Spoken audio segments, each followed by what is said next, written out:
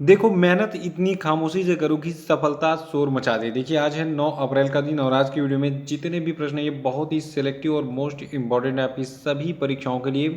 तो शुरू से लास्ट तक वीडियो बन रही है और आज की वीडियो की जो पीडीएफ है इसको आप हमारे वीडियो के डिस्क्रिप्शन बॉक्स से और हमारे टेलीग्राम चैनल से डाउनलोड कर सकते हैं। और देखिए, जो लोग नए हैं चैनल पे वो चैनल को सब्सक्राइब जरूर करके और बेल आइकन प्रेस कर देंगे ताकि आने वाले सभी वीडियो का नोटिफिकेशन आपको मिलता रहे और वीडियो को लाइक और शेयर भी कर दिएगा। और देखिए, इस चैनल को चलाने के लिए थोड़ा बहुत सहयोग करते रहिए। ये मेरा यूपीआई नंबर है। देखिए, इस महीने में केवल एक ही बच्चे ने जो है सहयोग किया है और ऐसे काम नहीं चलेगा। तो आप सभी लोग आगे बढ़िए और जितना हो सके उतना कर सकते हैं, ठीक है। कोई कंपलसरी नहीं है कि बहुत ज़्यादा करना आपको। देखिए, आज का हमारा पहला प्रश्न है कि हाल ही में किस राज्य के प्रसिद्ध मरचा चावल को जियोग्राफिकल इंडिकेशन टैग दिया गया।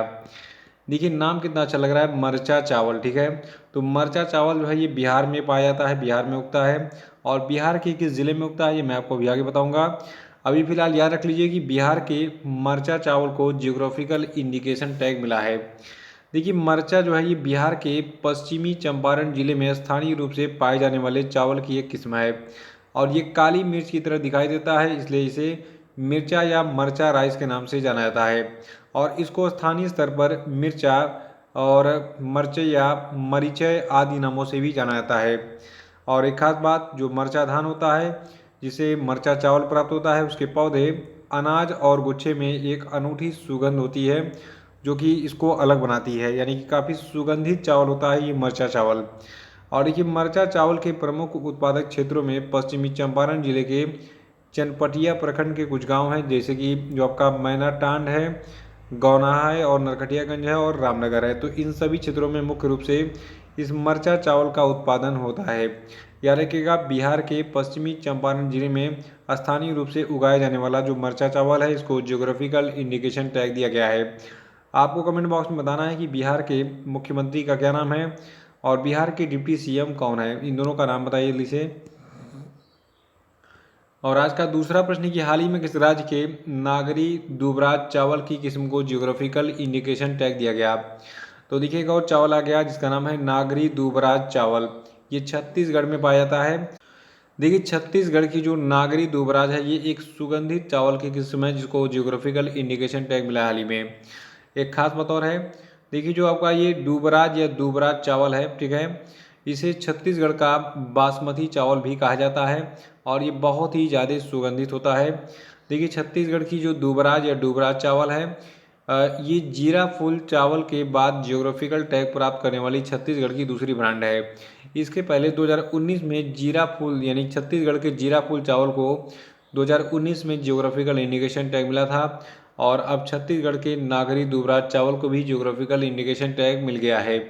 तो इसको नोट कर लिए और बताइए छत्तीसगढ़ के मुख्यमंत्री कौन है और छत्तीसगढ़ की राजधानी क्या है। देखिए, कुछ सवाल मैं आपसे पूछते रहूँगा ताकि आप खुद से जवाब देंगे तो आपका रिवीजन होते रहेगा, ठीक है। तीसरा प्रश्न कि हाल ही में किसे टायर निर्माताओं के संगठन ऑटोमेटिव टायर निर्माता संघ का नया अध्यक्ष नियुक्त किया गया है। तो देखिए, ऑटोमेटिव टायर निर्माता संघ के नए अध्यक्ष बन गए हैं अंशुमान सिंघानिया। देखिए, अंशुमान सिंघानिया जेके टायर एंड इंडस्ट्री लिमिटेड के प्रबंध निदेशक हैं और इनके साथ में एक और नियुक्ति हुई है।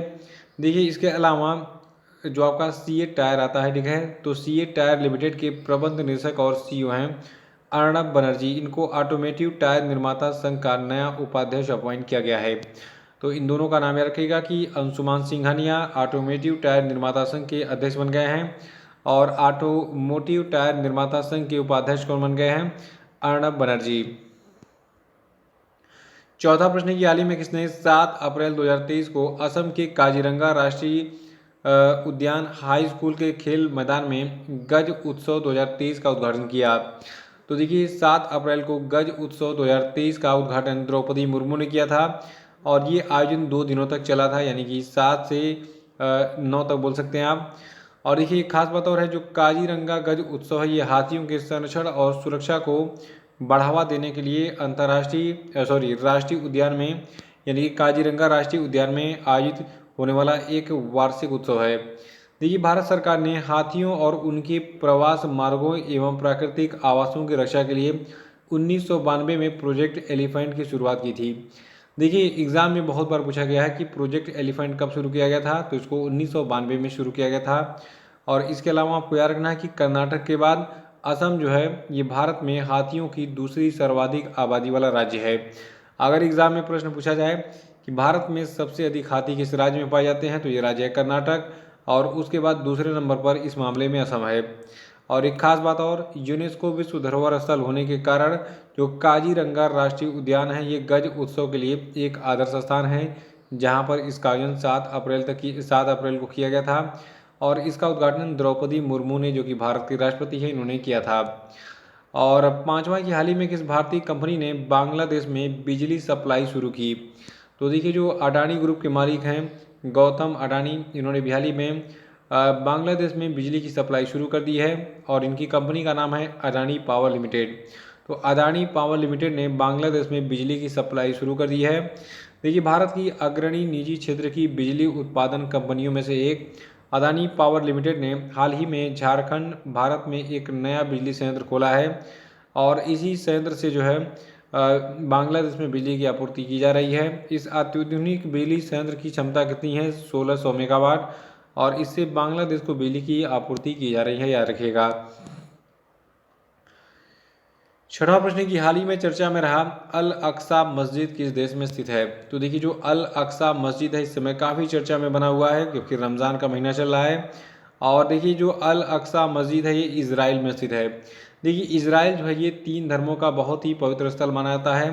3 धर्मों जैसे कि इस्लाम हो गया, और आपका यहूदी धर्म हो गया, और आपका ईसाई धर्म हो गया, ठीक है। तो इन तीनों धर्मों का जो है बर्थ प्लेस माना जाता है क्या, जो आपका इजराइल में स्थित एक प्लेस है जेरूसलम, ठीक है। देखिए हाल ही में इजराइल के जेरूसलम की अल अक्सा मस्जिद पर इजरायली पुलिस के द्वारा की गई छापेमारी ने वेस्ट बैंक और व्यापक अरब और मुस्लिम समुदाय में फिलिस्तीनियों की तीव्र प्रतिक्रिया को जन्म दिया। देखिए ये घटना अल अक्सा मस्जिद की संवेदनशील और महत्व की को रेखांकित करती है, जो कि यरूशलेम में संप्रभुता और धर्म के मामलों पर घातक हिंसा के लिए एक फ्लैश पॉइंट है। देखिए जो आपका ये अल अक्सा मस्जिद है इसका महत्व क्यों बढ़ गया है पूरी दुनिया में, इसको मैं आपको बताता हूँ। देखिए जब एक ही बाप के 3 बेटे हों, ठीक है, तो तीनों तो लड़ेंगे कि नहीं ये मेरे बाप का है तो ये मेरा इस पर पूरा पूरा मतलब हक है, दूसरा कहेगा मेरा भी हक है, तीसरा भी कहेगा मेरा भी हक है। अब ये चीज़ ही ऐसी है मस्जिद, इसको 3 पार्ट में तो डिवाइड नहीं कर सकते हैं, इसलिए अब इस पर एक आदमी कब्जा जमाने के लिए जो है पूरी तरीके से अपना जोर लगाते रहता है। लेकिन इस मामले में इजराइल आगे है, इजराइल ने ऑलरेडी इस अल अक्सा मस्जिद पर जो है कब्जा किया हुआ है। देखिए जो अल अक्सा मस्जिद है ये यरूशलेम के पुराने शहर के केंद्र में एक पहाड़ी पर स्थित है, जिसे यहूदी हर हाबेत या फिर टेम्पल माउंट के नाम से जानते हैं, लेकिन मुस्लिम लोग इसे अल हरम अल शरीफ या फिर द नोबल सेंचुरी कहते हैं। मतलब यहूदी लोग अपना मानते हैं इसको कि ये हमारा टेम्पल है, और बाकी मुस्लिम लोग कहते हैं कि नहीं ये मेरा मस्जिद है, ठीक है। तो अलग अलग नाम दे दिया इन लोगों ने, इसलिए जो यहूदी हैं इसे हर हाबेत या फिर टेम्पल माउंट कहते हैं, और मुस्लिम इस अल अक्सा मस्जिद को अल हरम अल शरीफ या फिर द नोबल सेंचुरी कहते हैं।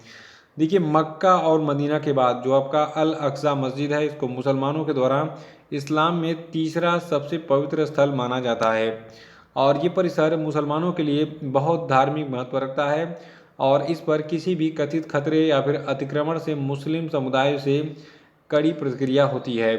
और एक खास बात जो आपका टेम्पल माउंट है ये यहूदियों के लिए सबसे पवित्र स्थल है, जो मानते हैं कि बाइबल के राजा सोलोमन ने 3000 साल पहले वहाँ पर पहला मंदिर बनाया था, और दूसरे मंदिर को 17वीं ईस्वी में रोमनों के द्वारा नष्ट कर दिया गया था।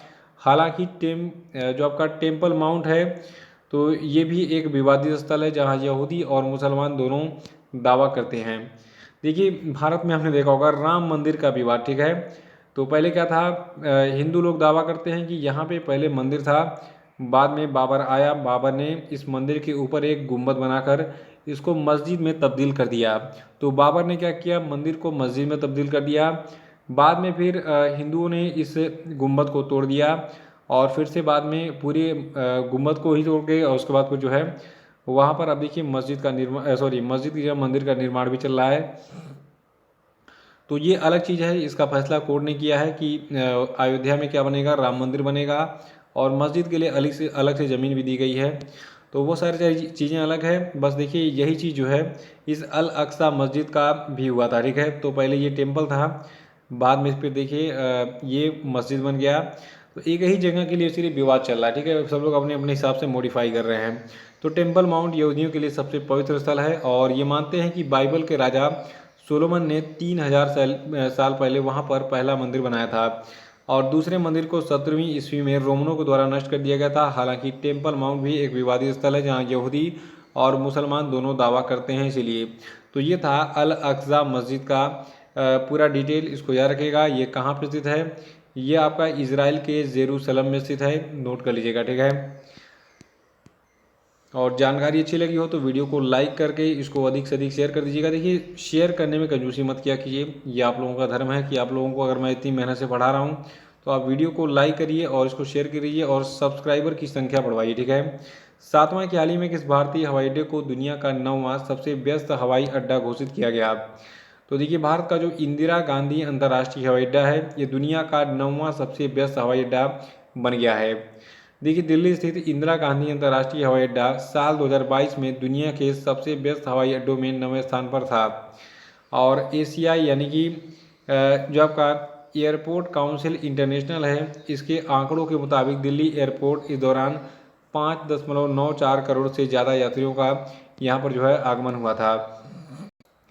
और यहाँ पर मेरे पास दुनिया के 10 सबसे व्यस्त हवाई अड्डों की सूची है, जिसमें आपका हार्ट्सफील्ड जैक्सन अटलांटा इंटरनेशनल एयरपोर्ट है, ये 9.37 करोड़ यात्रियों के आगमन के साथ पहले स्थान पर है। देखिए ये हार्ट्सफील्ड है, ठीक है। हाँ थोड़ा सा गायब हो गया इसमें। और देखिए सूची में जो आपका दूसरा स्थान है ये डलास फोर्ट वर्थ एयरपोर्ट का है, जो कि 7.34 करोड़ यात्रियों के आगमन के साथ दूसरे स्थान पर है।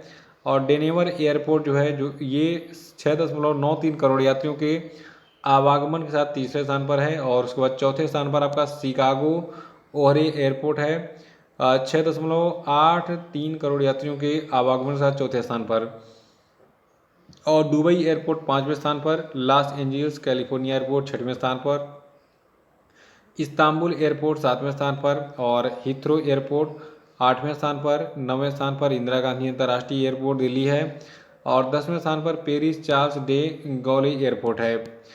और देखिए 8वां प्रश्न कि हाल ही में भारत सरकार ने राष्ट्रीय पेंशन सिस्टम के तहत सरकारी कर्मचारियों के पेंशन लाभों को बढ़ाने के तरीकों की खोज करने के लिए एक समिति का गठन किया है। इस समिति का अध्यक्ष कौन होगा?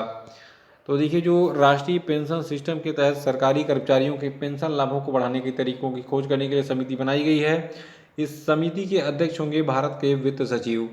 और देखिए समिति का अध्यक्ष वित्त सचिव होगा और इसमें 3 और सदस्य होंगे, कार्मिक और प्रशिक्षण विभाग के सचिव, वित्त विभाग में विशेष सचिव और पेंशन फंड नियामक एवं विकास प्राधिकरण के चेयरमैन, ये तीनों मेंबर्स होंगे।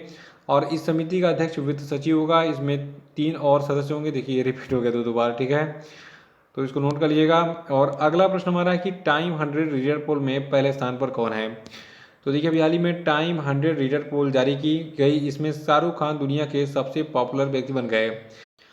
और देखिए शाहरुख खान को लियोनेल मेसी और अन्य लोगों की तुलना में अधिक वोट मिले हैं। इस सूची में 3% वोट के साथ दूसरे स्थान पर ईरान की वे महिलाएं हैं जो कि इस्लाम शासित देश में अपनी आज़ादी के लिए आवाज़ उठा रही हैं। मतलब आवाज़ उठाने मतलब जो ये महिलाएं हैं ये कह रही हैं कि हम बुर्का नहीं पहनेंगे, हमें भी कपड़े पहनने की आज़ादी दो। हमें भी जो है अन्य देशों में जैसे लोग महिलाएं छोटे कपड़े पहनती हैं, हमें भी कपड़े पहनने हैं। तो ये अलग चीज़ है, ये अब महिलाएं डिसाइड करें उनको क्या पहनना है और इसमें मैं कुछ बोलूँगा नहीं। महिलाओं को अगर बड़े कपड़े पहने बड़े पहने, छोटे पहने छोटे पहने, ठीक है, तो ये उनकी इच्छा है। और देखिए ब्रिटेन के जो प्रिंस हैरी हैं और उनकी पत्नी मेगन मर्कल हैं, ये 1.9% वोट के साथ क्रमशः तीसरे और चौथे स्थान पर इस सूची में। और अर्जेंटीना को पिछले साल कतर में फुटबॉल विश्व कप में जीत दिलाने में अहम भूमिका निभाने वाले फुटबॉलर लियोनेल मेसी 1.8% वोट के साथ इस सूची में 5वें स्थान पर हैं, ठीक है। तो पहले स्थान पर शाहरुख खान, इसको याद रखिएगा टाइम 100 रीडर पोल में। वैसे तो शाहरुख खान बहुत विवादों में रहते हैं, खैर यहाँ पे हमें करंट अफेयर पढ़ना है, विवाद के बारे में जानकारी नहीं लेनी है। 10वां प्रश्न है फीफा विश्व रैंकिंग में भारतीय फुटबॉल टीम किस स्थान पर है? तो देखिए फीफा ने अभी हाल ही में फुटबॉल रैंकिंग जारी की है और इस नवीनतम रैंकिंग में भारत 101वें स्थान पर है। देखिए भारतीय फुटबॉल टीम फीफा विश्व रैंकिंग में 5 स्थानों के सुधार के साथ 101वें स्थान पर आ गई है और अर्जेंटीना विश्व कप में शीर्ष स्थान पर पहुंच गई है। यानी कि इस विश्व रैंकिंग में फीफा के अर्जेंटीना दुनिया की नंबर 1 टीम बन गई है। और इसके बाद दूसरे स्थान पर फ्रांस है, तीसरे पे ब्राज़ील है, चौथे पे बेल्जियम है, पाँचवें पे इंग्लैंड है, छठवें पे नीदरलैंड है, सातवें पे क्रोएशिया है, आठवें पे इटली है, नौवें पुर्तगाल है और इस सूची में 10वें स्थान पर स्पेन है। और देखिए फीफा विश्व रैंकिंग में ये साल की पहली सूची है। इससे पहले दिसंबर 2022 में एक सूची जारी की गई थी और अब जो है अप्रैल महीने में 2023 की पहली सूची जारी हुई है जिसमें भारत 101वें स्थान पर है। और अब हम बात करेंगे आज के सभी क्वेश्चन अपडेट पे। आज का पहला प्रश्न आपके लिए कि विश्व स्वास्थ्य दिवस कब मनाते हैं, बताइए। और आपको बताना है कि किस तिथि को भारत रत्न पंडित रविशंकर की 103वीं जयंती मनाई गई, बताइए। और महिला निधि किस राज्य के द्वारा शुरू की गई पहली महिला सरकारी निधि, बताइए। और आपको बताना है कि हाल ही में किस देश ने किराए के ई स्कूटर पर प्रतिबंध लगाने के लिए मतदान किया था। और अभी हाल ही में किस राज्य ने लोकतंत्र प्रहरी सम्मान अधिनियम को निरस्त कर दिया, बताइए। और अब हम बात करेंगे कल के पूछे गए सभी क्वेश्चन के सही उत्तरों की। देखिए भारतीय राष्ट्रीय राइफल संघ के नए अध्यक्ष बन गए हैं कलिकेश नारायण सिंह देव जी। और फोर्ब्स के द्वारा जारी अरबपतियों की सालाना लिस्ट में बर्नार्ड अर्नो एंड फैमिली पहले स्थान पर है।